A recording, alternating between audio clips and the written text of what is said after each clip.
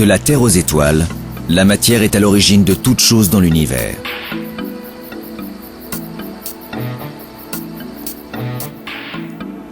La matière se présente sous 4 états: solide, liquide, gaz et plasma.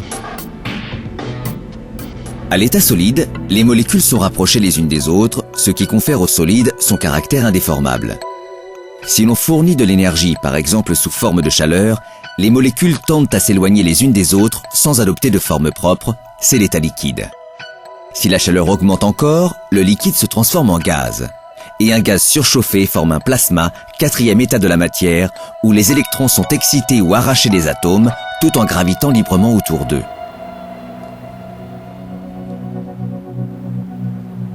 Même dans les climats polaires, des solides se transforment en liquides, comme la neige, lorsque la température ambiante dépasse le point de fusion de l'eau. Les liquides n'ont pas de forme propre, contrairement aux solides, mais ils occupent un certain volume et se déplacent pour remplir l'espace disponible, y compris lorsqu'il s'agit d'étendues aussi vastes que les océans. La fonte des glaces est un phénomène commun, mais les roches fondent aussi lorsqu'elles sont soumises à des températures et pressions élevées. Les roches en fusion dans les profondeurs de la Terre sont parfois éjectées des volcans sous forme de lave et de magma.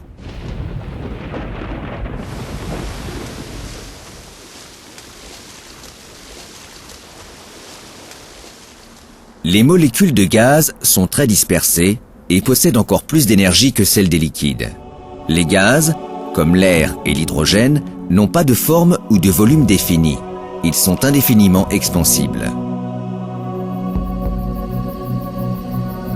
Les gaz surchauffés dans l'univers forment les plasmas naturels. Ces plasmas constituent plus de 99% de l'univers visible. Ils sont formés de particules gazeuses électriquement chargées qui sont créées par les hautes températures stellaires et le rayonnement cosmique.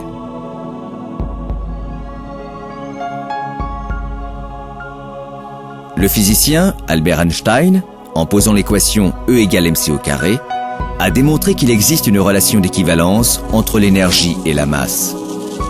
Celle-ci traduit le fait que la masse peut être transformée en énergie et vice-versa.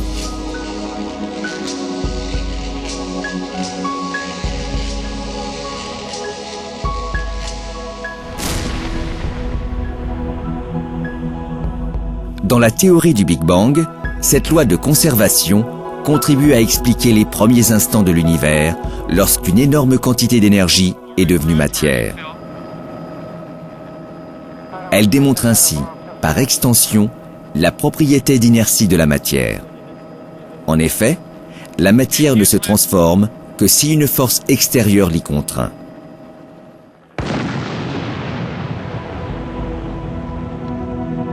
Ainsi, une avalanche peut se déclencher sous l'impulsion de facteurs externes, tels qu'une explosion ou simplement une élévation de température.